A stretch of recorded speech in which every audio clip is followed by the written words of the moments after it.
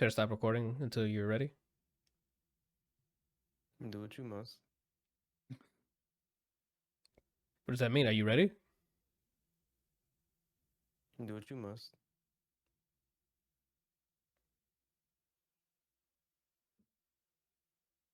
So you ready? I don't know what that means. What you must. What is you must? What I must do is make sure everyone's ready. So are you ready? If you're ready, if you hit the button, I'm ready. Freak. No, the button's already been pressed. I'm asking should I stop it if you're gonna fix something. Start the recording. All right, recording has not stopped. Welcome back.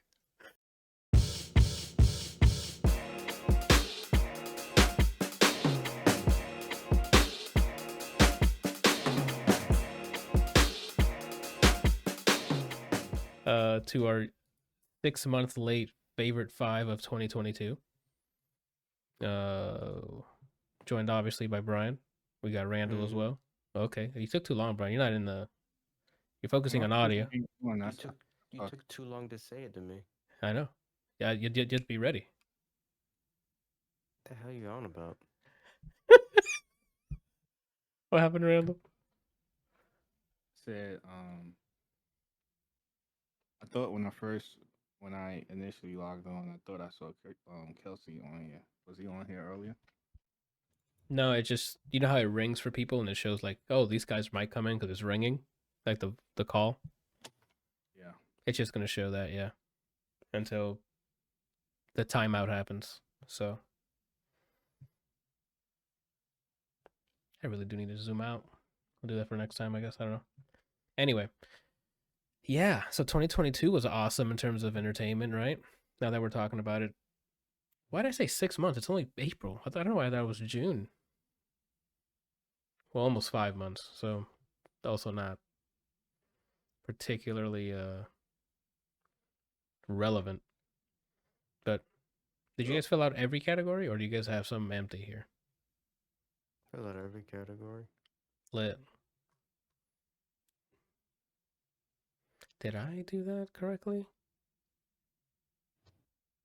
I don't even know if I did. It don't matter. I guess I'll just ask you guys. What do you guys want to start with in terms of categories? It's supposed to be for TV shows, music, games, and movies, right? Yeah, yeah. That sound any different? No, you sound worse, actually. To me. I don't know what. Yeah, I hear you fine. I don't know. Anthony, come over here and into what Brando, right-click my name and tell me if you have me at 200%. I have control over you? Over what you hear. And tell me what you see.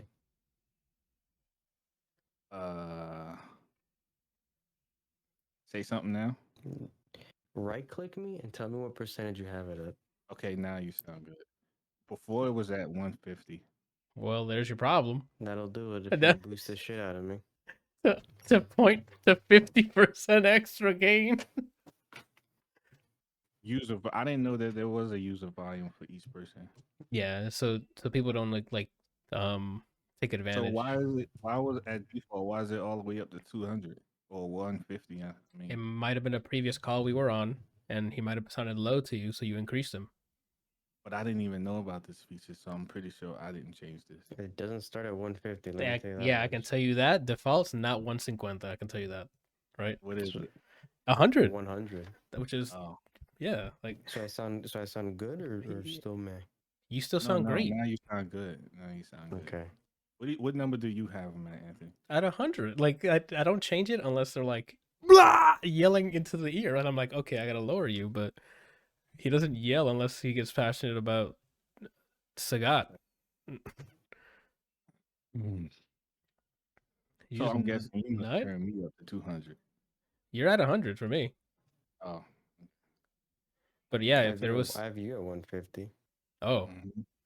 I'm assuming you're doing this. I appreciate the mute when you're moving the mic.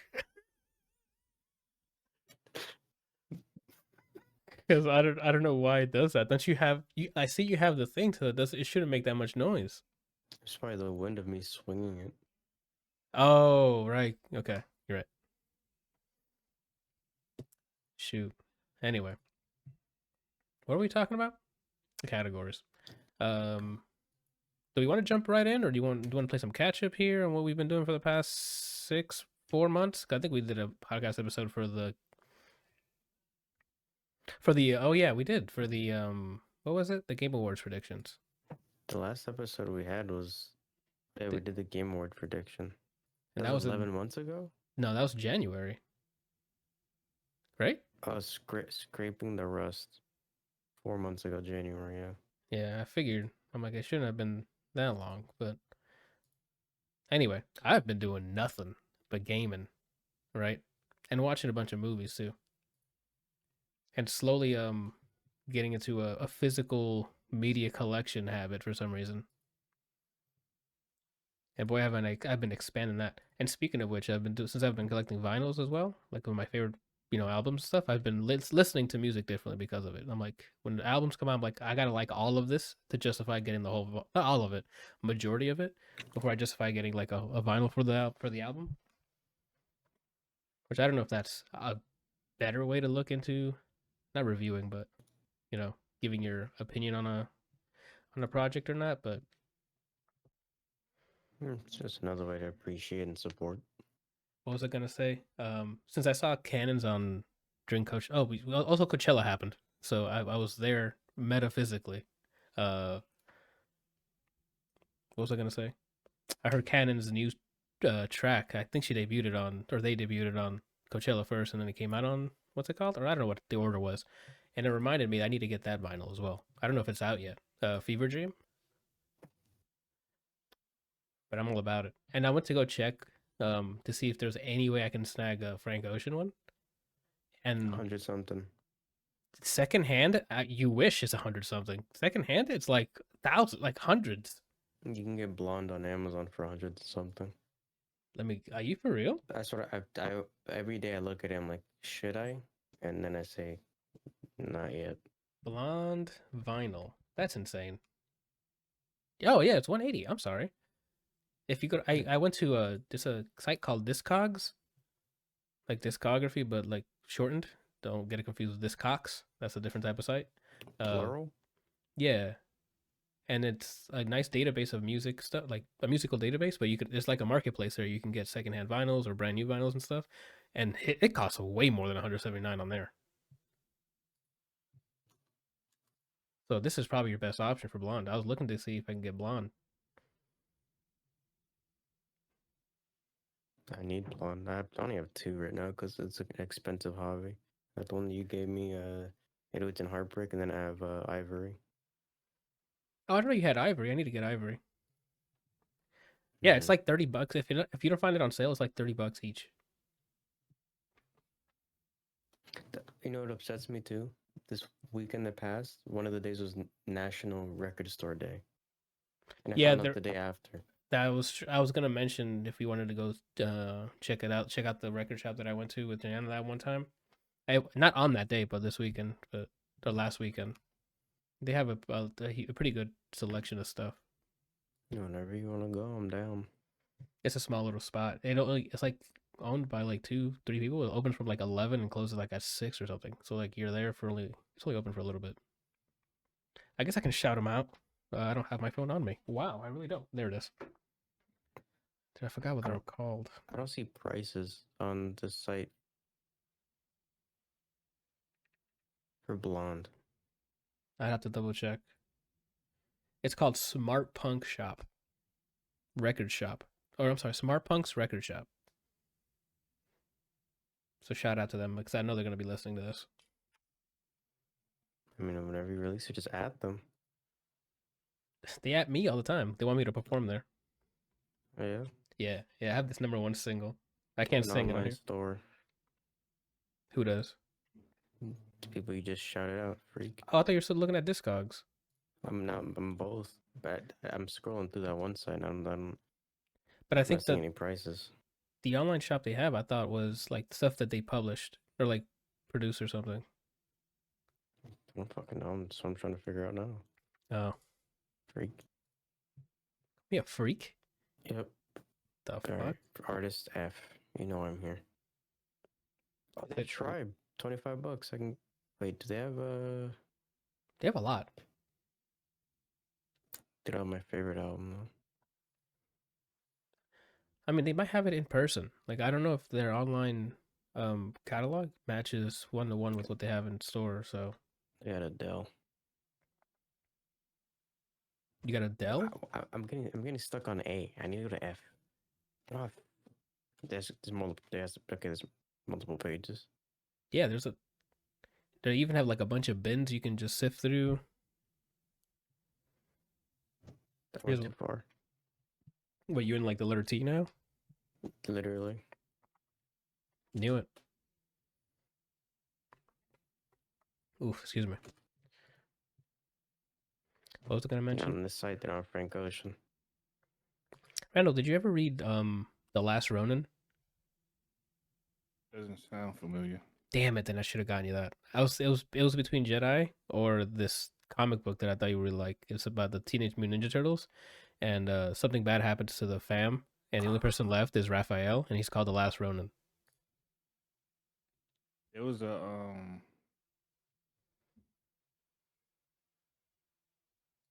Hello? I thought it was a video. A video? No, I'm thinking of something else. I know I've seen pictures of that. I thought for some reason that I saw it. Well, no, it wasn't a video, but it was like an alternate timeline where that happened. You know, this animated movie that I saw with them in it. Did they make an animated movie of Last Ronin? Well, what happened was all of them did die except for one of them. But it wasn't Raphael, it was Leonardo was the last one. And basically he had to go back in time in order to prevent it. The website's not even loading up. Oh, it's a fan animation, I think. Is my internet busted? Can you guys hear me? Yeah, I can hear you. All the Vince Staples vinyls are sold out. I mean, that doesn't surprise me. Literally no website is working right now. Oh, no. Never mind, now it's working. I don't know what's going on. You're welcome. What are you, like a tech god? Todd. Oh, my apologies. Oh, did I not? No, it doesn't matter. I'll fix all of that stuff later. What were we talking about? Oh, Last Ronin stuff.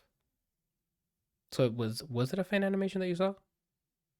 No, it was an actual movie. Animated movie. Then I have to look into it. Anywho. Damn, some of this stuff I gotta look up for my answers here. Who the heck is this guy? Oh, I need to look up the fucking document. Oh, that you wrote? Yeah, I didn't know we were doing that still. But it's mine's filled out. I mean, that's fine. Anywho. I mean, that's pretty much all I've been up to, man. Collecting physical stuff for some reason. Doing some, offline single player game and using my consoles more definitely because before I was just like, man, why did I spend all that? Why did I waste time trying to get this console and then not play anything on it? So I've been buying like single player stuff on Xbox and PS5.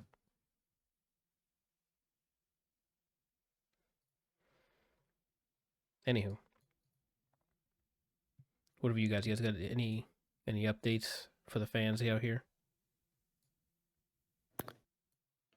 No, yeah, just shitting and wiping every day. That's good. That's a pretty good thing to do every day. Just me, past what? How long you say? 4 months, 3 months? Just wake up, shit and wipe, pretend to sleep, back at it. Shit wipe again. Okay. Just shitting and wiping. And shitting's not a S and dub right there. You guys know what it is. If you know, you know. So is shitting and wiping not a good thing? Hey, it can be whatever you want it to be. That light just died. I was gonna ask if I thought something bad was gonna. I thought like you lost connection and it was just gonna be all gone. No, I guess this doesn't charge fast enough for how much water it uses. Old well. That's fine. Now you get this cinematic view of me. Yeah. We progress. Sometimes you're shitting, sometimes you're wiping, but that goes to show you it happens live. So is this a wiping section or a shitting section? Me moving forward is the wiping part. I see. And then the light going out is shitting. I understand everything now. Just made that up too. So Yeah. You don't make call that this a merch just right here on this part of the chest. Just put S and W, and then put like in like fancy font. shitting and wiping? That's what it means. I see. All right, Randall, you're on that? Thanks. On what? You're making a shirt, a podcast shirt that says S&W, and then with the finest font family or typography, I need you to write shitting and wiping. Jeez. You can add G's afterwards too. That's yours. You can. It could be you posing like the Damn cover by Kendrick, and it just says G's on your shirt. This is easy. That's two free shirts right there. What have Brian been doing? Just shitting, wiping, and merchandising. That's what I'm doing. And it rhymes. And we have AI, so we can just deep fake Randall's face onto the cover of Kendrick Lamar's thing. So there you go. We can each have one. So Anthony's will be Das, and him looking like that. Mine will just be Welp, and Randall's will be G's or Dag. that's true. I'm gonna see if I can look into doing that. I still have it installed too. I mean, it's an old version of Stable Diffusion, but I'd have to update it, and I can just do some in painting. Kelsey's would say Tuesdays. Oh, that's true. His either Tuesday or that's nice, or something was like that's nice, or like a dismissive thing he would say. Lol. Yeah. No, his would say Lenthis. That's a throwback. I guess, yeah. Sorry, I almost vomited on my mic. Stream it. Technically, after we premiere this. Anywho, all right. Or if we don't want to, if we're done with the catch up here, we still the same idiots, right? No disrespect, Randall. I just lump everybody who's associated with me as an idiot.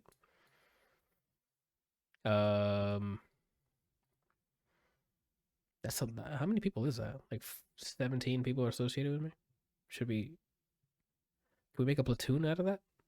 I mean, I guess it'd be everybody you work with is associated by like that's the true. company itself. And they're definitely gonna watch this. So. And then everybody in your like the community that you live in, and then anyone in your city, you go Orlandians or you're Floridian, so they're associated with you as well because you're Floridian. Mm-hmm. So really, it's a lot more people than you thought. That's true. You said in my city, and it reminded me of Drake. Did search and rescue grow on you or no? I already forgot it. Oh damn, that shit grew on me, dude. I've only listened to it like when it came out, and then I kind of moved on. Oh no, I had when I heard search and rescue from Drake, I heard it. I'm like, this is kind of silly, but history shown that all of his silly songs, if I heard it enough times, it's gonna be my new thing. So I'm like, let me add it to my 2023 playlist, and it comes on randomly, and I'm like, and I'm just start popping off. I'm like, I made a good choice. I gotta listen to it again. I think I already heard it once. It's silly. It's silly fun, and every time he says the I'm a pitbull, but dale mame, I'm like, kill it, kill it. It's so silly. There's gonna be a lot of us today because I'm still need to get into the groove of this thing, you know. Did a transition? Yeah. To what? You tell me. I felt like you're gonna segue there. Give me seg vibes. Someone messaged us. Not making it tonight, boys. Not making it tonight. Sorry, boys. I'm gonna put sad face. I'm gonna do crying face. What the hell did you just share? It's like okay. It's like a pig head. You know what that reminds me of? In Resident Evil 4, you have one of those enemies that, oh, Brian, you fucking blew him up with dynamite. So, the hog head dudes. That's what I thought you just like shared. I still need to play that on my save. Besides just doing the settings. Yeah, but you know the tech now. If you do mercenaries, like you get to lab it out. So, what was I gonna say? Yeah, we can speak on that too. Like we have a bunch of stuff we've been playing. I don't know. I mean, we can run through the. I don't know. Yeah, there's so much to talk about now since you're a leader, and you know the thing about me. So, what was I gonna say? That's more merch you can make too. I need to start writing this shit down. Do you ever record it? You don't even write it down. It's because if I record it, I won't write it down. You see how that makes sense? Let me do this real quick. You gonna clip it? Shit. What? Oh, I should. What am I doing, dude? I should definitely be recording this. Or having my stuff ready for clips. I didn't. Thank you for reminding me. It's lacking, bro. Is there any news on Hades 2 yet? Besides what they've Nope. shown? Okay. Because I just opened up my Keeps. I opened up my Google Keep, the site, and I have a list of display art I wanted to grab, and one of them is Hades 1. I check almost every day on Steam. To see if they're going to... Any news? Any news at all? Gotcha. I mean, you'll probably see the news on Twitter before you see it on Steam. You never know. That's true. All I know is, merch. like I said to you, Uh-huh. I think August is Evo time. That could be grand finals of whatever game at Marvel. I land the tournament winning combo, and I see, with my phone propped up, notification Hades 2 available for early access. I'm Gone. dropping that combo, and I'm gonna go download that. Fuck Yeah. that tournament. Yeah, those are facts. Those are hard facts. Little shit. Hard facts, bro. Let me do this. So we have shirt ideas. What was it? Just S&W. S&W. That's Shitting true. and wiping. We got Randall posed like Kendrick Lamar, and it says G's or you, and it says Das, whatever the fuck you want to say, and then or mine could just be Whelp. Or Yeah. Kelsey's is LOL. That's true. But his is gonna be the LUL. And then you had another Yeah. one too just now. And then The thing about me. Thing about me. And then from like, and then what you can do is like the front part will say the thing about me dot dot dot, and on the back it'll say the I'm down for whatever. We can also do this. Remember the sound of me saying Diablo, but in the In cadence of reverb? Snake? Oh, okay, yeah. Yeah, hold on. I don't know where I saved it. You can continue now. I'll just post it in this podcast call. I don't know if Randall overheard it. I could have sworn you played it for us, but I don't know who I am. oh, that's okay. Well, dale, mommy, and then we get sued by Drake.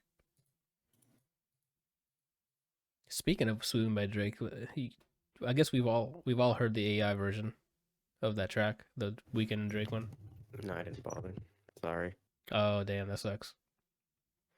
It just nailed. It just it sounds like it's something it could be from them, right? Even if they were just like messing around, which is great. What was I gonna mention? Stuff we played and stuff. I'm currently going through Going Under, which has been pretty addicting. I thought I was gonna finish it yesterday on the stream, but then it hit me with the hey, you're halfway there, and I just didn't want to live on a prayer anymore. So I'll see what. You got it? You good? Yeah. Okay. I was listening though. I don't even know if OBS picked that up. It was a Me burp. burping? Yeah. But I don't know. Anywho. Well, if that's the case, then we can get right into this, right? But the question is, music, games, or movies and TV? What do you guys prefer? The thing about me, Anthony? Yeah. Okay, Randall. Do you have a? I have no preference. Jesus. I mean, Jesus. Sorry, I can't drop that in the first. However say it minutes. like you're saying Jay-Z, like Jesus. I don't know if AI cares. There's like I think he said Jesus, and they're gonna block me. Jesus? Yeah. Trust me. I gotta stop moving that. I'm trying to find the sound. I don't remember where I put it, but continue. You can ask Carly Rae Jepsen about the sound. Just gonna call it maybe. No. She has a song called "The Sound." Yeah, from the Julian album, I think it is. I don't know if it's called Julian. Carly Rae Jepsen albums. Fuck did I say? I thought it was called Julian.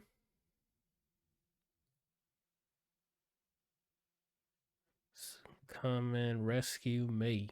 Am I thinking of the wrong person? I think you're just singing Drake at yourself. Oh yeah, it's called. I'm sorry, it's called Dedicated. It's not called Julian. Julian's the track in it. You're crazy, man. Okay. So let's start. I think we can start with music, right? Since we're on the topic of music here. Our fave 5 music. Let's start with. Oh, someone messaged me something. What's going on here? Oh, got it. What was I gonna say? Should we start with? I guess we should start with what? Favorite vocals. Let's start with like the voice, right? I want Randall to kick things off with his favorite vocals. Who do you got on there? On your? Do you want to do all of them or one at a time? You asking me or the group? The group. I mean, you're part of the group, so technically the answer is yes to both those questions.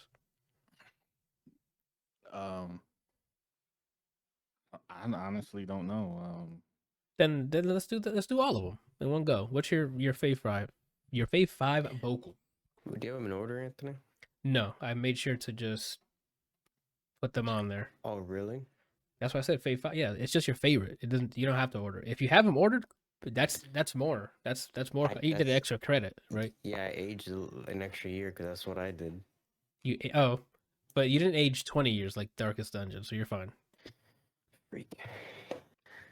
These are just to confirm, these are 2022 releases, right? I hope so, Randall. If you hit me with some Trina or something, we can't. Who was that? Wait, did I say? Is that correct? Trina. That's a person. Brian, back me up. No, it's not her. I don't think. So I have The Weeknd, Dawn FM.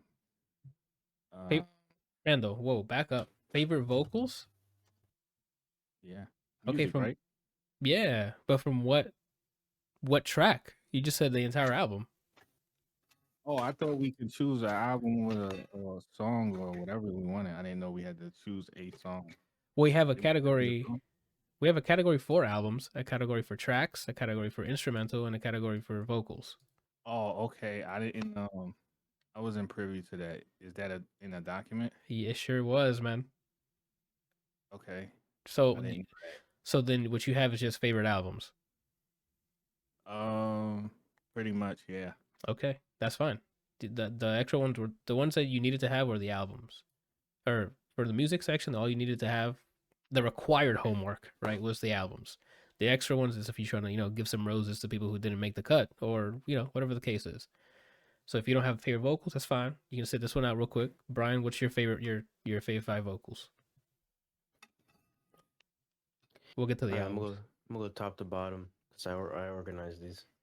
What does that mean, top to bottom? Like number 1 spot or number 5 spot? I'm sorry, I meant the other way. I already fucked that up. Yeah. Bottom to top. Alrighty. Freaking out. That's the shitting part. And I'm wiping. I'm gonna go forward. All right. Let me move my mic. Hold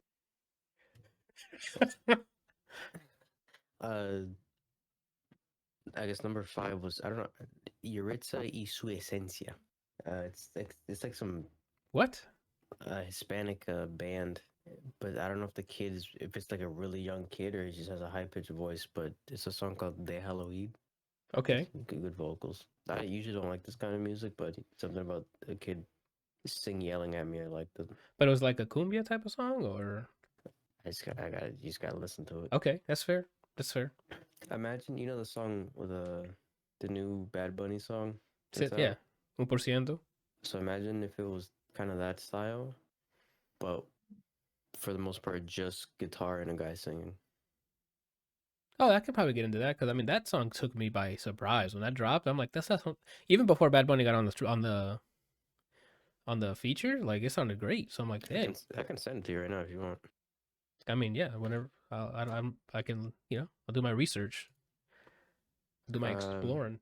Let me move forward and then I'll send it to you. I'll just send you every one of these songs if you haven't heard it. Number 4, Lizzie McAlpine Chemtrails. It's like singer-songwriter kind of indie. It's like I don't remember what the song's about off the top of my head right now, but it's very mellow and she does a good job performing that. I'll send you that if you haven't heard it. Solid album. It's like an EP. Even what's her name's brother's on it, Phineas. Oh, okay. I know he And dropped a project. Is it part of his project or? part of her project. Oh, okay. Number 3, it's the Weekend song, but Jim Carrey's part of Phantom Regret. Oh, okay. I mean, Really that's like him. that shit. That spoken word stuff works. He didn't have to do any singing on that. The first time I heard that, I saw my body from the outside. Yeah. I was like, it actually made me reflect on my own life. Good job, Jim. Second one, number 2, I should say, Rosalia with Sakura. Oh, okay. It's like flamenco style singing. The only nitpick is that she only has a live version, but she goes off. She's way too fucking talented as a singer. I mean, you saw her set at And I saw her at Coachella. Coachella. If she can hear me, release a recorded version of You covering Hero by Enrique Iglesias. Yeah, whoever you need to talk to at the label to clear that whatever, do it now. That shit went off. The whole performance I liked. I liked her set. Yep. Good shit. And then number 1 is Omar Apollo with Evergreen. Oh, that's a good one. When he goes, I'm not gonna do it now. You'll hear him do it better when he does the at all repeating. Uh-huh. At all. Did I show you Buff Corell do it? No. He covers it. The rest of it's hilarious, but when he gets to that part, he hits it. Oh, okay. I bet he had that one on lock, and he's like, I can't do the rest, but I'm gonna make content out of this, just so he could. When he gets to the at all, cleaned it. That says my vocals in order. Okay, then I'll do mine. Mine has no specific order again because I didn't want to lose. What is it? A year of my life deciding on some of these bangers. 2022 has some really good projects. So, where can I start off with vocals? I don't know if anyone heard of the artist named Q, just the letter Q. He had a song called Today. Excellent. He has a certain vibe and aesthetic that I'm glad I ran into him because even the new stuff he's releasing this year is pretty on point. Midnight River by Pink Sweat and Black. Pink Sweat does great job vocally there to set the mood. Make you loving, make you in a loving mood. What else am I gonna mention? What is this boop boop for? What's going on here? The song, the okay, kid singing, and then you're gonna get another one from Lizzie McAlpine. I wonder if that comes through the. Can you send it to see? I want to see if it comes through the stream, like as in the recording. Yeah, it does. Oh well, people know when I'm getting sent stuff. Do you want me to not send it until after next? Oh wait, actually, that's my fault. I can just enable streamer mode. That's on me. Had it on. Yeah, that's on me. This card got lacking in 9K. Sure did. What am I doing? Oh, I talked about. Said Q. No, I said Midnight River. Yeah. Oof. You got caught in 6K. Still. I did. Third here, we got Late Night Talking by Harry Styles because that sounds like a great song. I'm not an artist or a singer or anything, but that is a song you can perform on stage and have a lot of fun with it, and he does a great job on it. Leave You Alone by LMA. There's some solid R&B, and she hits some emotional notes. And then last but not least, Bad Habit by Steve Lacy. Yeah, it teleports you to like, what is it, 90s type of music? Like, I don't know. His biscuits, his gravy. Yeah, dude, and you're in there dancing. It slaps. That's such an easy bop. I've never seen the video, but I hope at some point he does that smile while playing guitar, looking at the camera. Now after this, I'm gonna see if I can look up the music video. Anywho, all right, that's our fave 5 here. So Randall, to confirm. Oh yeah, fave 5 vocals. Randall, to confirm, you have albums only, right? Yeah. Okay, so Brian, hit me with your favorite instrumentals. Fave 5. In order. Okay, you have yours in order. Okay. Everything on my list is in order. Gotcha. From bottom up, from 5 to 1. 5 to 1. The Game, Fortunate. The song with Kanye, like, it has like pencil tap. I like that shit. That shit was pretty good. Number 4, Steve Lacy, Mercury. It's like very Hispanic, and then he comes in with like the mariachi singing in the background. I mean, that's not really the instrumental, but The whole song, but I like the instrumental. That's Even if it fair. was by itself. Number 3, Raven Lene Satellites. I Whenever that would come on in my 2022 playlist on shuffle, that Yeah, was the only thing I was listening to until I reached my destination. that's fair. I don't even know if I've heard that, or if I have, I don't remember it. Interesting. I'll send it to you. Yeah, you can send that. You don't have to worry about the notification sound. It'll be silenced. Um, Number 2, Baby Boy Pusha T. Just So You Remember. Oh, In the start when he sampled that. uh-huh. Only Monday. Just so you remember who you're dealing with. Yeah. And then number 1 favorite instrumental was 1080p LJ. Oh, that's true. I remember that. I remember that project. Damn, I Mhm. thought this is kind of why I liked having these little subcategories, because I don't have any of those on here. But you've heard But I've heard all of them. But the Raven Lene one? satellites, I think the satellites one you mentioned. Okay, I'm gonna send it. Okay. But you heard the Mercury on Steve Lacy? Yes, because I heard that project, Okay. so I know Mercury. Alrighty, I can go ahead on my favorite 5 instrumentals of 2022 here. Let's start off with Artifact by Phoenix. It is that entire project has a very consistent sound, and the Artifact instrumental is very catchy. It's one of those that I don't want it to. I just wanted to. I can loop that all day, just the instrumental. The vocals and stuff is pretty good, and it's also just a very catchy song. But Artifact by Phoenix, definitely instrumentals there. This one's an easy one for me. Attention by Omalay and Justin Bieber. That it's a reggae beat. It's not too complex, but man, it's as soon as it comes on, I'm like, oh, I've been losing my mind. I'm that like, whole song. yeah, that shit was that hit easy. This one was a departure for me because I don't really listen to Youngblood, but The Funeral by Youngblood, I don't know why it reminded me of like really fun rock band days or something. Like I would like to play that song on Rock Band or whatever the case is. A lot of energy, high energy. Next, something small by the Swedish House Mafia and The Weeknd here, Moth to a Flame. That is EDM bliss for me. I don't know why. Weeknd with the vocals and then the instrumental is such a good job of holding that song. Yeah. And this Thanks one, for putting my song on there. no problem, dude.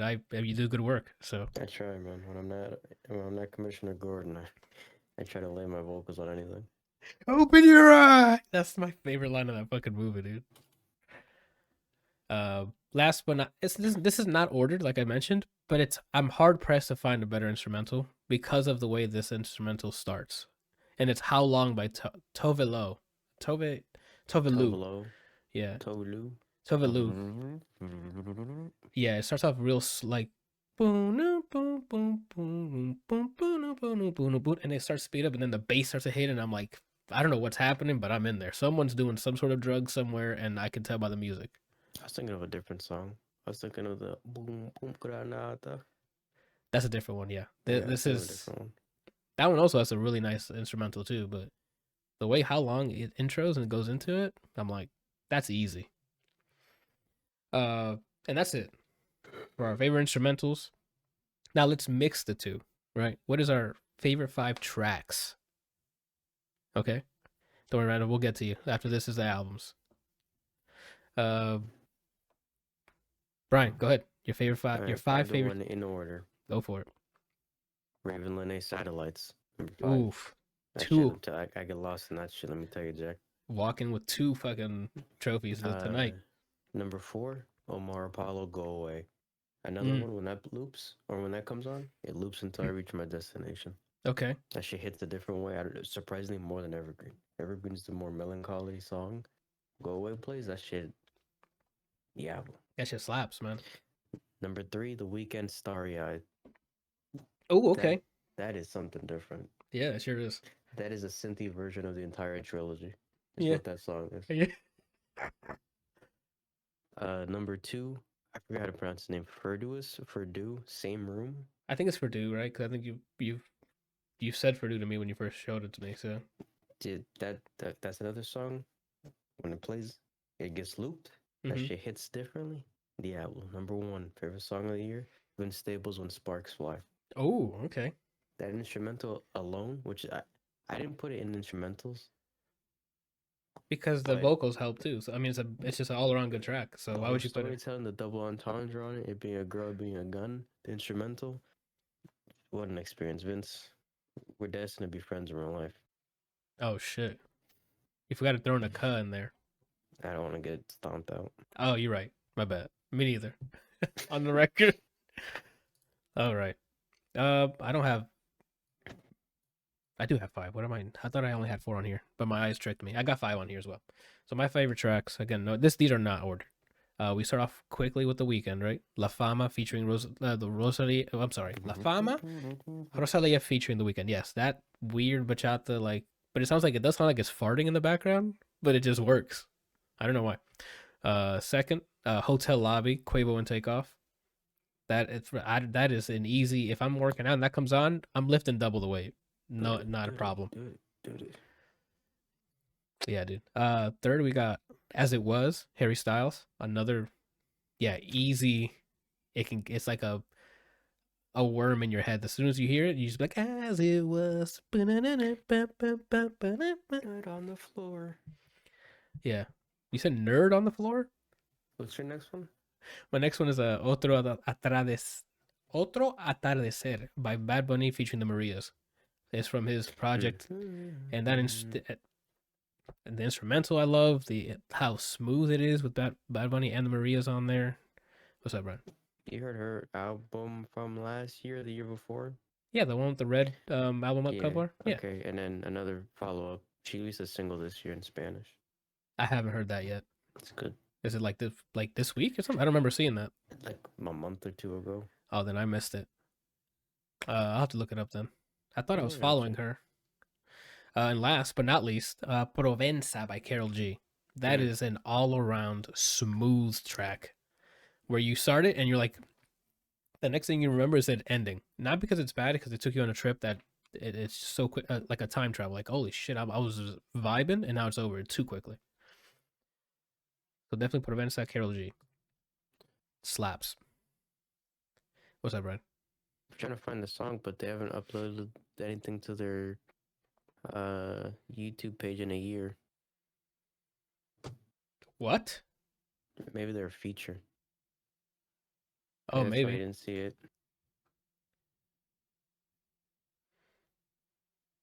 Then maybe that's the case, or they might not have a video up for it. But that's not right, because YouTube Music would have had some sort of video on there. Yeah, I found it. Yes, feature. Nah. Still good. Still sounds like their song. Is it a feature because someone just did the instrumentals, or is there someone else singing as well? There's another singer. Oh, okay. Here, I'm sending it. Go for it. Alrighty. And that's it.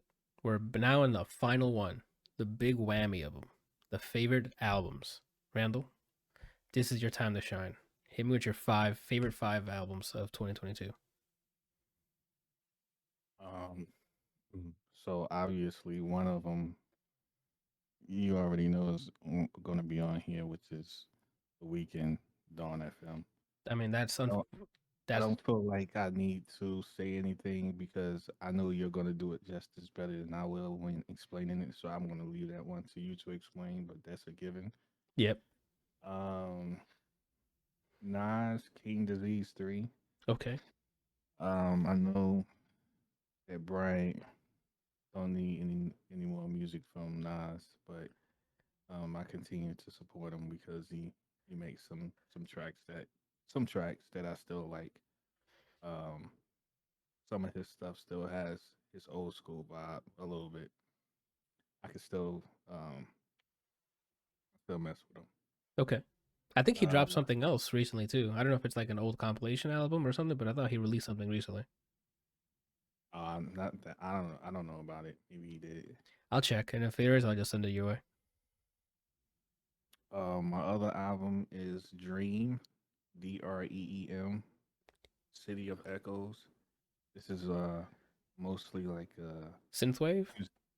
I wouldn't call it synthwave. Kinda maybe more like I actually don't know what category to put it in, but I know I use it for like music that I'm when I'm doing art. Okay. Um, it's also good music, Brian, for driving or riding a motorcycle. Oh, Interesting. when's the You last know, I time have a you playlist just for that. added to Um, that playlist? Me? Yeah. I think the other day. Okay. I don't know if it's been Let me dusty see. here. and then another one which you're familiar with is Fever Dream by the Oof. Cannons. Oof. Yeah. Oh, um, I don't know what to say about them. It's really good music, very vibrant in my opinion. Very Yes. puts you in a good mood. Like there's different music that puts you in different moods. This one I think puts me in a very positive mood. And then the last one, I feel like it's kind of cheating, which you guys might not accept, which is Just Blaze 2022 mix, which consists of a lot of artist music, 183 tracks to be exact. A hunt. Is it 183. is it like a set? Like a DJ set he did somewhere? Yeah. Where did he do it? In New York. Oh, okay. I mean, it technically. I mean, that's a set. That's technically passes. It came out Yeah. if it came last year or dropped last year. Yeah, that's so that's How let me long pull was it up. the set? 183 tracks? What I'm guessing is that he didn't play I don't know, maybe he did. Maybe it was like a weekend set. Maybe it's just a collaboration of all the days that he DJ'd. I don't know. Oh, and But it might have been like a block party thing where the yeah. the guests came and performed their songs or something. Hmm. Oh, okay. I didn't even hear about this. Okay. Was that 5? Yeah, that was 5. It's Just Blaze, Cannons, Dream, Nas, and The Weekend. Oh, right. Okay. Alrighty. Solid. What you got, Brian? So in order, 5-1. Oof. Brent Fire's Wasteland. Okay. Only nitpick was the skits ran a little too long for me. Mm-hmm. But besides that, it's not Saunderson. It's the first album that I heard from him, Okay. but it's pretty close. As in, No, it's better or worse? Sorry. I still hold that album way Sounder sound higher. better? Okay. So it's close as in like almost Yeah, it's achieving it. still really good. Yeah. Number 4, Gabriel by Keshi. Something about Oh. R&B but poppy still. It's a lot. I think almost every song I heard it on this album. Oh, then it vibed with you though. That shit just hit different. I don't even know why. Oh. Number Low key? 3, Ivory, Omar Apollo. Okay. I got Hispanic Frank Ocean vibes almost that entire album. Yeah, that's exactly what it was. I think I've told you that before. That we got our Frank Ocean album and it was with Ivory. Mm-hmm.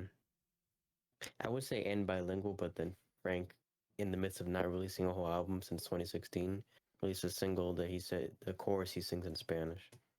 So there you Called go. Cayendo. But then it's like, what if that was a whole album? And that's what I got from Ivory. And then and then Omar Apollo was born. He wasn't born as a kid. He was just born from that thought or idea. Number 2, Fever Dream, Cannons.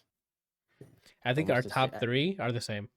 I can give the Cannons album the same review I gave Slow Rush by Tame Impala. You hit play, and then you don't know where you are in an hour. That's facts. Like when you hit that whole project, you can I can't wait for that to be on vinyl, so I can just grab it and like sit down and listen to that. And Yes. that was gone completely. And I like I mean, it's kind of not related completely, but she sounds exactly the same live. Like the Coachella stuff. That I question because I'm like it sounded like she was singing while her voice was playing in the background. But that was weekend 1. I don't know if it changed weekend 2 or something. But when I watched it, weekend 2. then yeah, that first weekend set, I was like, it looked weird. Like there were some parts where it just didn't look like she was, like it wasn't just her live vocals. But I think everyone's doing that now, unfortunately. Yeah, they're playing the song. You can hear it even on Kid Renata's set when 10% was playing and Kali Uchis came out the first weekend. You still hear her vocal in the background and she's singing on top of it. Then that might be what I heard then. Number one, shocker, Don FM, The Weeknd. He keeps making the music that I've been trying to make, and I'm getting tired of my more successful variant doing all this. What if But I mean, he just came off of like your hair or something? Like you dropped hair somewhere in radioactive like spill, and then he was born. he's older than me. What do you want? It's I like when artists put so much attention into an album and it's not just a playlist, it's an actual thematic piece that it's cohesive, it has a point, it has a story it's trying to tell, and this is almost exactly that. Um Literally the music that I've been making, a whole fucking premise behind it, something similar, and then he's like, what if I did it but Canadian? And then I'm like, all right, well, yeah, great piece. I can't wait for the next album, but this shit was looped for I think the first 3 months only. Oh shit! I mean that's the first. I'm gonna say my fave five, but it's really my top five. And the last three are what you just explained. My fifth and fourth one are different, but I can start here. Fave five albums. I don't know why I called it fave fives. I can barely say it myself. Anywho, 5, 2000 by Joey Badass. He was back to his 90s like hip hop instrumentals and him just spitting the entire time, and I was just loving it. Had a bunch of like hip hop R&B stuff in there, like tracks in there that was again he I nailed. didn't listen to it. The aesthetic was there, like the same thing like 1999 that he dropped years ago with Steve's and like his old crew. That it's just now with just him and some features, but awesome album. Fourth, coming right at the end of the year, SOS by SZA. Dope Okay. R&B tracks, dope hip hop tracks. She even experimented with that. It is clean.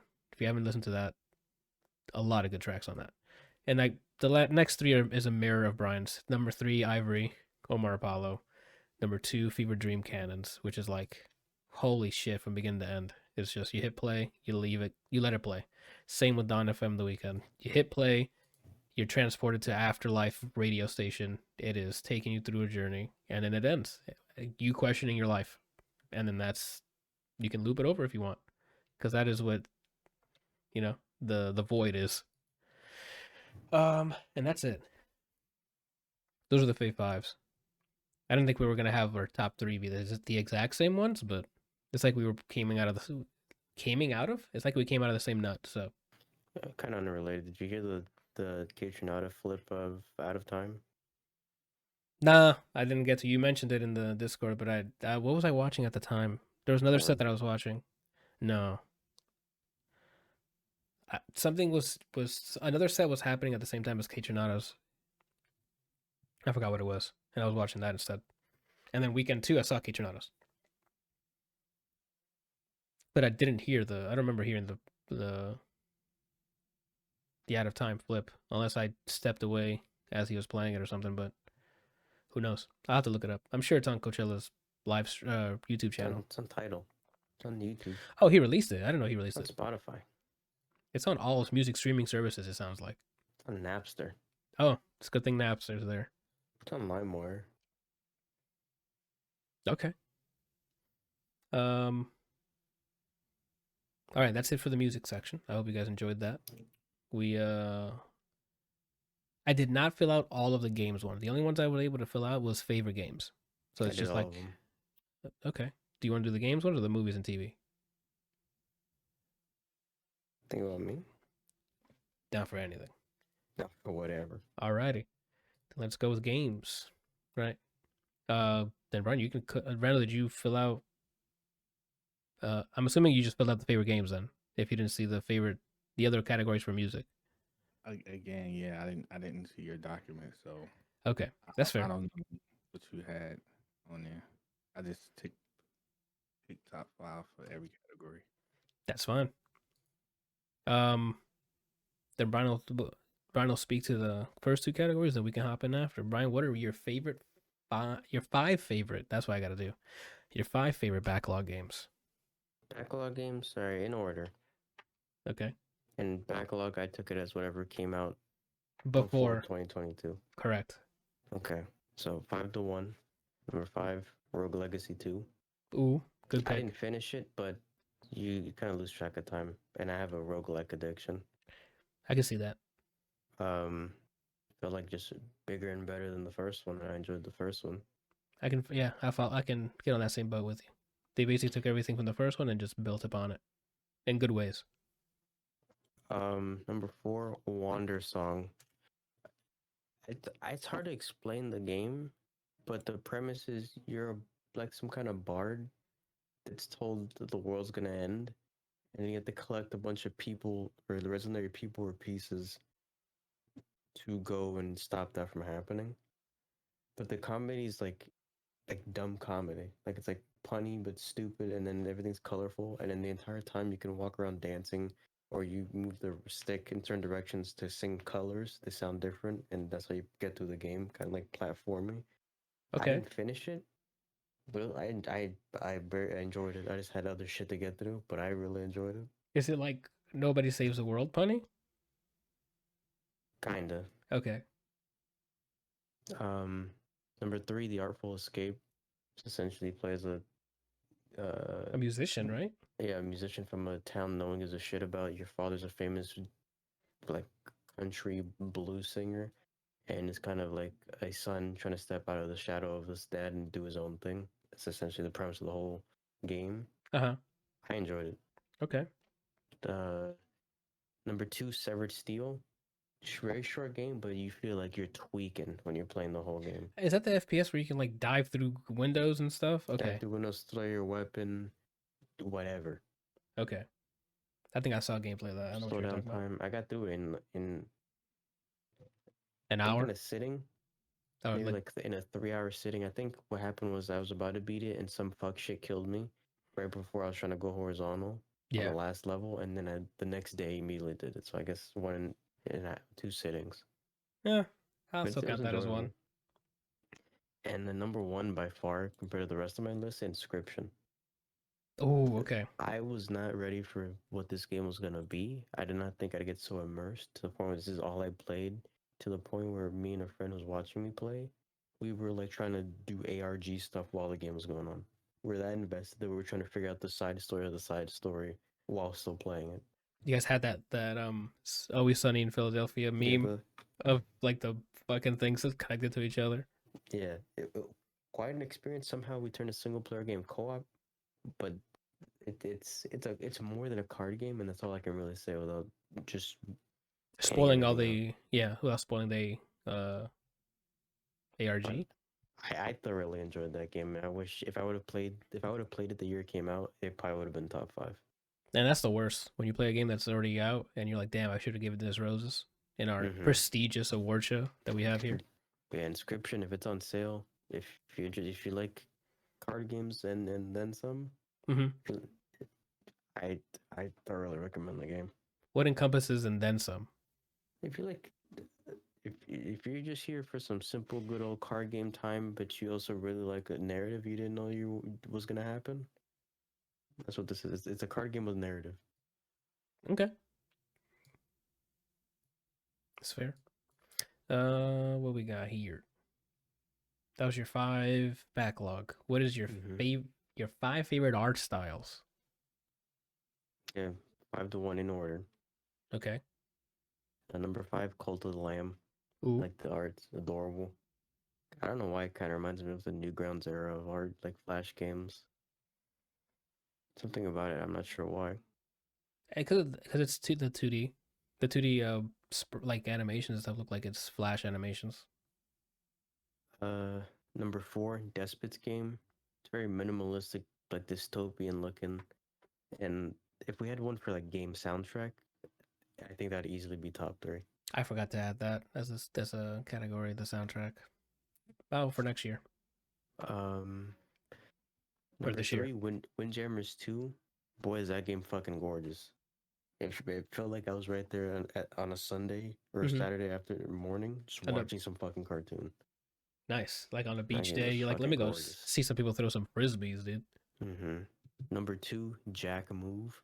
It's a small short indie RPG game, but it's like the aesthetic is kind of like Far Cry Blood Dragon, the retro 80s synthy lo-fi. The heavy synthwave where like everything's purple and like bright blue and a lot of Yeah. shadows. Yeah. It basically looks like what people thought hacking in the 80s was. Okay, that checks out. And I thoroughly enjoyed it. And then number 1, Sunday Gold. It looks like Disco Elysium meets just like Britain. I don't know how to explain it.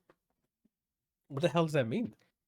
Like, so the art looks like Disco Elysium, which is kind of like a dirty, cell shaded environment. Mm-hmm.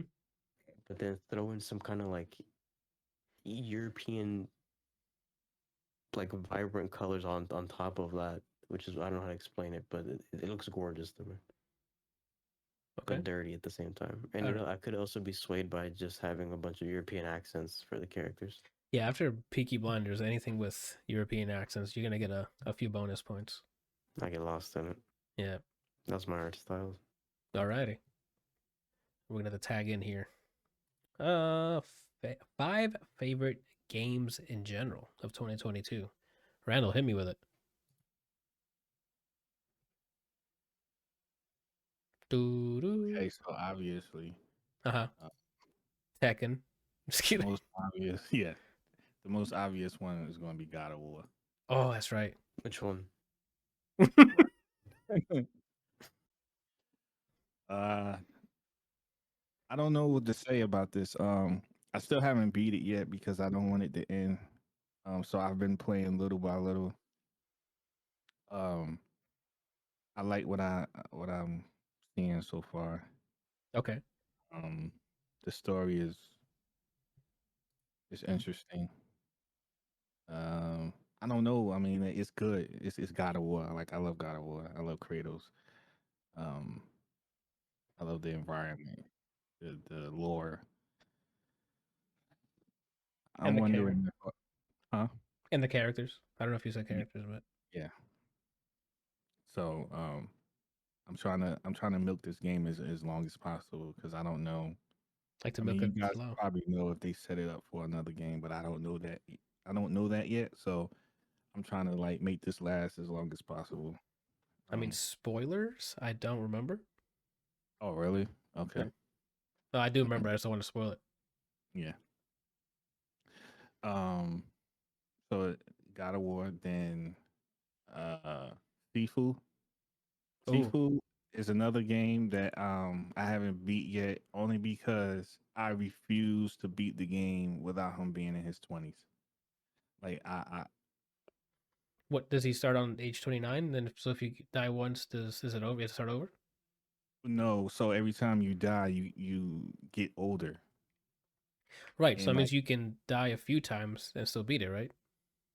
No, I think like I can't remember, but I think he ages like anywhere from like 5 to 6 years. Oh my goodness. Okay. So I think maybe you might like have 1 or 2. I can't remember. But anyway, yeah, like so I wanna beat the game with him young. I don't wanna beat it with him old. So that requires me a lot of times of restarting. Anyway, the other game is Gran Turismo 7, which is it's more of a nostalgic thing for me because I used to be a huge Gran Turismo fan. And you have all the S licenses, so and then you shrunk. What? Yeah, the licensing part is the one part that I didn't like about the game because they're so difficult. Like it was like for me, it was so painful. It was more like I wanted to break my controller or punch the TV or something like that. That's how bad it was. Because I feel like who in the world did this successfully? That's how bad it was to me. Maybe it was easy for other people, but I don't know. Maybe professional drivers, you know what I'm saying? Like they maybe did it, but maybe they're playing. I don't think they're playing Gran Turismo 7. They're playing the iRacing game, right? Yeah, I think it's iRacing. I don't know. It's this other racing game that I have on my wish list and on Steam, which has very positive reviews that I want to play. Surza something. Yeah. Surza? It's a weird name. The Italian one? Corsera? There you go. Is it that So Corsetta? I'm assuming that's what I used to see David playing all the time. Yeah, that's a really good racing sim. Yeah. I Anyway, think it's a Assetto Corsa. yeah, that's it. That's it. I want to get that and check it out. I'm a nerd. So the other game is DNF Duel. Obviously, is a fighting game, and I like fighting games, so um, that's pretty fun. Uh, I haven't played it as much as I should because I've been still trying to rank up in Tekken. Before Tekken 8 comes out. Is there a release date on Tekken 8 yet? They're just showing characters, right? No release date. Okay. Probably at Maybe. Evo then, right? I'd imagine they maybe have an announcement then. I doubt it. Maybe a beta. Oh. And I think the last game is Ninja Turtles. Nice. Shredder's Revenge. Yeah, that was really fun. Yeah. Alrighty. Brian? And so my favorite games of the year in order. Oh, yeah. So I keep forgetting yours are in order. So it's like, holy shit. Yeah. Number 5, KOF 15. Out of the games that came out last year, fighting games, this should have won fighting game of the year easy, but Jeff Keighley's too busy blowing Hideo Kojima to realize what a good game is. I was about to say, did he put Kojima's game as best fighting game? Multiverse is a game that's not out and is now not playable until next year because the beta closes well. That's true. That's horrendous. KOF 15, by far the best fighting game that came out. That shit feels complete. It's fun. You can play any character however the fuck you want, and everything. It's fun to be ass at that game. It's fun to be ass at that game? Yeah, like, fighting games are usually daunting, intimidating. And if you're bad at it, it's not really fun if someone just literally touch a death in all your characters. Okay. This game, you can hit me once, explode me, but I enjoyed it. That's okay. That's a wild review. It's just fun. Okay. Number 4, Nobody Saves the World. Ooh. Very enjoyable game. Like the comedy, the story was not too memorable, but the jokes were. I remember ha-haing. Yeah, they hit. The Rick and Morty voice character? No, yes, you're thinking about High on Life. Okay. High on Life? Is that what it's called? I think so. So what game is Brian talking about? When me and him were playing as co-op, and you can be a horse, a swole guy, a wizard, the guy that can shapeshift. You can slime slide. You can slime slide at like. Is it like isometric view? Yes. Okay. I remember because Brian was walking around with like the spitting lady too, the mermaid. Yeah. I don't know if she was spitting. Oh, she just had the orb, but like the projectile. Yeah, the projectile bubble. The bubble projectile? Whichever. That was my 4th. What's my number 3 now? When I started the list was my number 1, and then as the year kept going on, I started realizing I didn't give this game as much thought as the ones that usurped it. But my number 3 now is God of War Ragnarok. Okay. It was my 1. And then as the more and more I let the list marinate, I'm like, but these games I still have an urge to play again, and I'm more invested in one of the games, the gameplay, and in the other game, the lore that the game didn't actually tell me. Okay. Number 2 is Elden Ring. Ooh. Okay. It's funny. There's multiple clips of me ranting at FromSoft games. There's also multiple clips of pure content from you. So yeah, there's also a lot of me falling. Let me tell you. The world building in this game, the combat's a little better than normal, but I still have the exact same gripes. The exact same gripes I have in almost every fucking game that they make still exists in this. Okay. But it being open world and me being able to traverse and just find whatever bullshit I want instead of kind of like a narrow path of bullshit, I can get fucked by whatever I want, and it's a beautiful world, good cohesive world, and the way they build the world's interesting enough for me to want to explore and do shit. It's just still something that still lives in my head as like I'm not mad to jump back in. As much as I don't like their games, this is still enjoyable despite the gameplay issues I still have with the creators. Them giving you a fuck this, I'll try this later option for everything, it makes it more accessible for me. Mm-hmm. That was only number So- 2? Yeah, that's number 2. Number Oh. 1, which is, I doubt I'm gonna hear this from you, but or from most people who made the list. Number 1's Marvel's Midnight Suns. I pre-ordered it. I didn't Because- add it because I played it late. That's a backlog item for me. Because Okay. I played it remember I played it this year. So like it didn't reach it because of timing. But go ahead. I pre-ordered when I saw that it looked like XCOM Marvel. I was like, and I already lost $60. I got so engulfed into not even just the game, like the actual fight parts, the exploring the castle thing, the talking to people, the me trying to tell myself I can woohoo any of them, specifically magic, just interacting with everybody, even though the dialogue was cheesy, I was with it. It gave me Persona vibes where I can be friends with them and I get shit. Yeah. Finding secrets. Oh, I got and this Metroidvania, even though it's a simple aspect of me finding shit around, and then I got this power. Okay, what does this open? This, and this. Can I open this? No, later. I get a new power. Back to Go back. traversing. Yeah. Which is fun. That I love XCOM games, those strategy games, but that was the highlight. And then the gameplay itself was very fun and very simple to get into. The only thing I can say is on release, very buggy, and a lot of times the story's meh, or the dialogue is very cheesy. But I kind of welcomed it just because of how much fun everything else was. Like for a game about Marvel heroes, the cheesiness fit I can see the that. whole superhero world. But I was surprised that I loved it this much. I'll definitely see that. I'll tag on to that. The Midnight Suns is definitely like one of those. If I played it earlier, it would have bumped my number 5 here. It felt like it was Mass Effect with Marvel heroes. Like it was so immersive. You care about the characters because you're literally on a day to day. It was like living with them. The whole point is they're all living together to fight the, okay, spoilers, Lilith, but it's literally day in day out. You start your day, you go and talk to people, you go hang out somewhere, go on a mission, come back from the mission at nighttime. You can hang out with any of the characters, do whatever to build the relationship. After you're done hanging out, you go to sleep, you wake up, and that's the gameplay loop, right? So you're still doing combat, you're doing stuff, and the exploring stuff. Sorry, before you go to bed, you can go outside and explore at night to do the things Brian mentioned. The game is so much to do. Like, it gets a little repetitive if you don't care about the characters and stuff, but absolutely, definitely one that I should have played earlier so I can make it on my list. Once Storm's out and the last character of the season pass, I'm probably gonna jump immediately back in.